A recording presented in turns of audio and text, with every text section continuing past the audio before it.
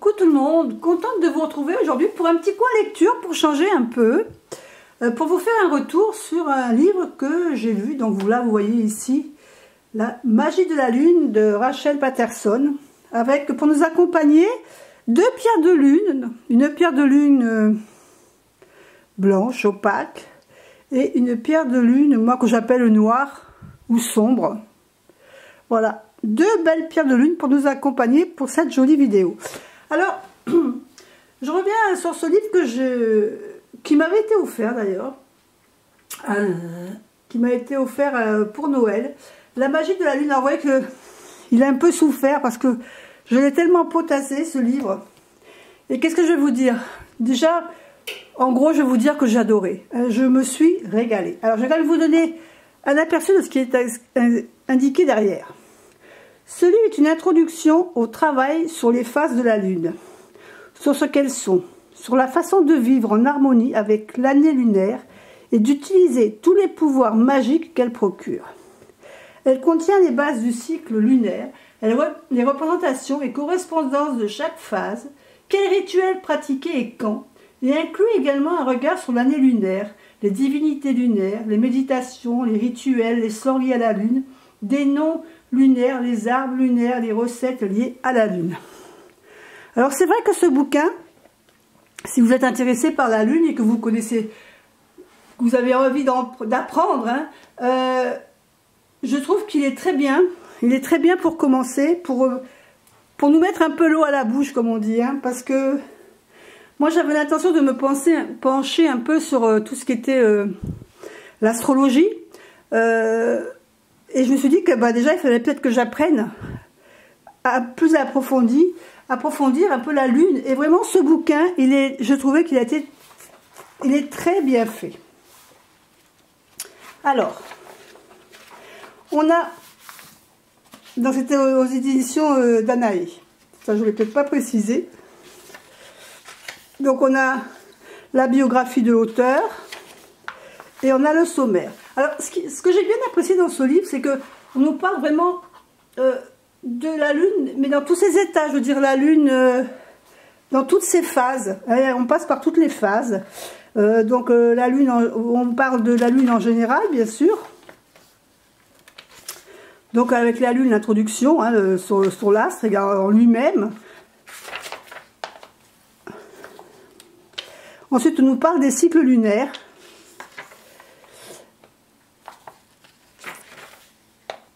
Et pour chaque cycle, on va nous donner des rituels, comment pratiquer des sorts.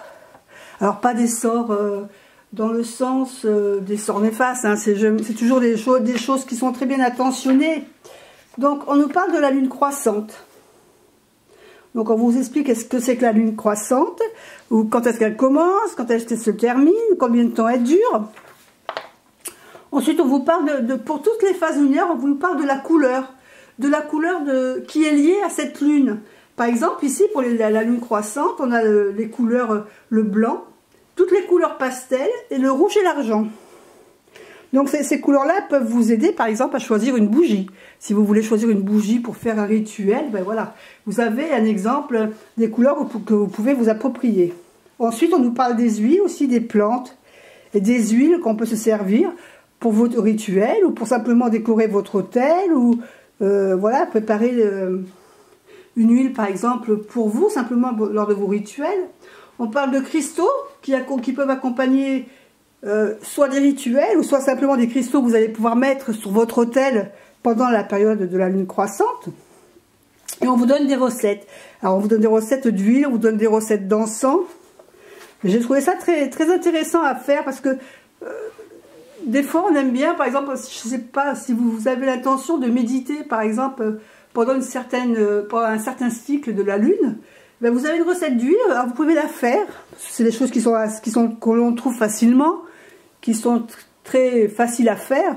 Vous pouvez vous faire ça dans une petite bouteille, dans une petite fiole. Ou moi, je sais que j'ai acheté une petite bouteille avec un roller, vous savez. Et dedans, je vais faire donc mes mélanges. Et puis quand je vais faire cette méditation, je peux pouvoir mettre un peu ici d'huile pour avoir une odeur, on aime bien, j'aime bien moi en méditation avoir des odeurs, sentir des odeurs, avoir ce ressenti. Et je trouve que voilà, là on nous aide à en faire personnellement notre huile. Alors on peut faire des encens. Et pour chaque phase, on vous donne aussi une méditation à faire. Alors vous avez une méditation, vous avez des rituels que vous pouvez faire aussi. Donc suivant la phase lunaire, ben, vous allez avoir des rituels qui vont correspondre plutôt à quelque chose que vous allez avoir envie de laisser. Quand c'est des rituels, suivant la phase où on va vous donner envie de faire un rituel pour arriver à une abondance. Et ensuite, voilà, on vous donne des sorts, mais des sorts faciles à faire. Je veux dire, il y a pas, on ne demande pas énormément de matériel ou de choses qui sont inaccessibles. C'est à la portée de tout le monde ce que vous trouvez dans ce petit livre. Et après, on vous parle aussi peut-être des recettes. Là, on rentre dans le petit côté culinaire, sympa aussi à connaître. Et voilà, et comme ça, on va comme ça faire toutes les phases lunaires. On nous explique aussi, parce que des fois, il y a des personnes qui ne le savent pas, mais on nous parle souvent dans les vidéos, on entend souvent parler de la triple déesse. Est-ce que vous savez ce que c'est que la triple déesse? Ben là, on vous explique ce que c'est que la triple déesse. C'est vrai qu'on connaît le sigle, mais à quoi ça se rapporte vraiment? Et bien là, on l'apprend. Hein, on apprend que la triple déesse, en fin de compte, c'est les 3 phases lunaires. C'est la lune qui correspond donc à la jeune femme, à la femme mûre et ensuite à la vieille femme. Donc les 3 phases qui représentent la vie, en fin de compte. Hein, c'est le cycle de la vie. Les triples déesses, c'est le cycle de notre vie. Le commencement, le début, l'enfant, la femme et la vieille femme. Donc après, on vous montre aussi dans ce livre, par chaque période, au mois de janvier, par exemple, les lunes ont des différents noms. Ces noms-là étaient liés souvent, par exemple, soit à la région, soit à la culture, ou bien aux saisons. Hein, par exemple, la lune de janvier, on l'appelait la lune du loup, ou la lune calme, ou la lune des neiges, la lune froide, la lune chaste, la lune du petit hiver. Parce que pourquoi? Parce que c'est la période sombre, hein, c'est une période où il fait froid.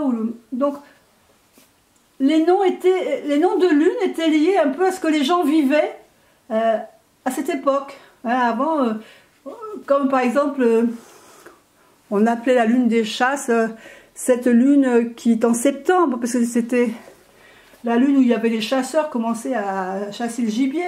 Il y avait la lune des moissons qui se fait quand voilà, c'est la période des moissons et qui était liée à un mois pour la récolte des cultures. Donc voilà, chaque mois avait un nom de lune par rapport à ce que les gens vivaient à la période. Donc par exemple pour février on avait la lune de glace ou la lune des tempêtes. Pour mars on avait la lune des tempêtes aussi ou la lune des graines, la lune des Vénus. Enfin voilà, pour tous les mois vous avez les différents noms de lune qui sont connus. Mais ce qui est intéressant aussi, c'est que dans ce livre, on n'a pas seulement les lunes. On nous parle aussi des arbres qui sont liés à la lune. Donc on nous parle des calendriers celtiques des arbres. Mais on découvre plein de choses. Alors là, j'ai mis des petits onglets. Là, on nous parle des divinités lunaires aussi. Donc c'est intéressant de savoir. Par exemple, Alignac, le dieu inuit de la lune et du temps. Il contrôle aussi les marées, les tremblements de terre et les éclipses. On apprend des choses sur les divinités lunaires. Alors, c'est vrai que c'est des petits paragraphes qui sont succincts, mais s'il y a un dieu ou une déesse qui vous interpelle ou qui vous intéresse, rien ne vous empêche ensuite d'approfondir par un autre biais le dieu ou la déesse qui vous a interpellé. Mais ça nous met l'eau à la bouche, ce livre. Je veux dire, voilà, vous avez des petites choses qui sont en plus, et si ça vous intéresse, ben, vous allez chercher, vous allez étudier, vous allez approfondir le sujet de ce qui vous intéresse. Donc là, on a vu les arbres, on a vu les divinités. On nous parle aussi donc de la magie, de ce qu'on peut fabriquer, donc comment faire un hôtel, les animaux de pouvoir aussi, les animaux liés à la lune, au pouvoir de la lune. Ceux qui aiment les animaux, voilà, on a un petit récapitulatif sur chaque animal. C'est succinct, mais ça vous permet vous, après, approfondir de votre côté et de faire des recherches dans votre, de votre côté, soit sur Internet, soit sur des livres que vous avez chez vous, et puis de l'inscrire dans votre tarot journal. C'est toujours bien de marquer dans son petit tarot journal les recherches qu'on a fait. Là, donc, on parle des signes astrologiques. Donc là, on va retomber dans tout ce qui est signe, comme votre signe lunaire. Donc, on nous parle en général du caractère du Gémeaux, du Taureau, du Cancer. Donc, c'est intéressant parce que je vous dis, en astrologie, ce sont des choses qui servent. Donc, ça nous donne une idée. C'est pas approfondi, mais ça nous donne une idée déjà bien détaillée. Ensuite, on nous parle des symboles de la Lune. Donc, c'est vrai que souvent, des fois, dans les cartes, vous verrez dans vos cartes de tarot ou dans vos cartes d'oracle, vous risquez souvent de retrouver des ailes de la couleur argent, des bateaux, les chiens, des coquillages, souvent représentés dans les cartes de la Lune. Ensuite, on nous parle de la Lune à la maison. On nous parle aussi de jardiner avec la Lune. Ça, c'est très connu, les jardiniers, ils savent à quel moment ils peuvent planter ceci ou cela, ou quel est le meilleur moment pour replanter, ou pour rempoter, ou pour tailler. Donc là, on vous explique. On parle des charmes lunaires aussi. Là, vous voyez qu'il y a beaucoup de termes qui sont abordés quand même dans ce petit livre, même si c'est succinct par moment. Là, on nous parle donc des plantes, hein, des plantes, des fleurs qui sont liées. On nous parle aussi des cristaux. Là, vous avez différents cristaux. Par exemple, ici, on nous dit pour le béryl, c'est la protection, la sympathie, le bonheur et la sincérité. Donc, vous pouvez lier des cristaux. Suivant vos rituels, vous pouvez choisir les cristaux qui correspondent à ce que vous recherchez, par exemple. Ou si vous voulez travailler sur quelque chose de précis. Par exemple, si vous avez envie de travailler sur votre sommeil, avoir un sommeil paisible, vous allez prendre une lépidolite et que vous allez travailler avec. Vous allez la mettre sur votre autel, vous allez la poser sur votre table de nuit. Voilà, donc ça aide. Après, on nous parle des fées, des anges, des loups-garous. C'est toutes des choses qui sont un petit peu survolées, comme je vous dis, mais intéressantes. Et puis après, dans le dernier paragraphe, on nous parle de la carte du tarot de la Lune. Alors là, si vous connaissez le tarot, bah, vous en savez peut-être un peu plus de ce qui est marqué dans le livre. Mais là, on nous donne des pistes, des mots-clés, des phrases types. Hein, par exemple, pour la carte de la Lune, c'est l'illusion, l'inframonde, l'émotion. Quelque chose qui fait obstacle à notre lumière. C'est un voile d'illusion, c'est de mystère. C'est la lutte avec le conscient. Vous voyez, donc, franchement, si vous avez envie de travailler avec la Lune, je vous conseille franchement ce livre parce que je l'ai trouvé très intéressant. Après, nous avons la bibliographie. Et après, évidemment, les autres ouvrages du même éditeur. Bon, bah ça, je pense que vous l'avez vu sur ma chaîne. Les bougies magiques, ça, je l'ai également. L'herbe des sorcières aussi. La magie verte. Voilà, donc ça, c'est les livres que les éditions. Donc, franchement, si vous recherchez un livre sur la Lune, pour vous expliquer un peu les phases lunaires, tout ce qui a trait à la Lune, aussi bien les plantes, les dieux, les déesses, les cristaux, les couleurs qui sont liées. Ce livre est franchement très intéressant, je vous le conseille. Si vous l'avez lu, bah dites-moi en commentaire ce que vous en pensez. Peut-être que vous avez une autre idée de ce livre, ou alors peut-être vous allez dire, bah oui, c'est vrai, Domi, ce que tu nous dis, c'est vrai, c'est vraiment ce qu'on a ressenti en lisant ce bouquin. Moi, je l'ai beaucoup apprécié, et franchement, si vous recherchez un livre sur la Lune, bah, je vous le conseille. Allez, je vous laisse, je vous dis à bientôt, bye bye.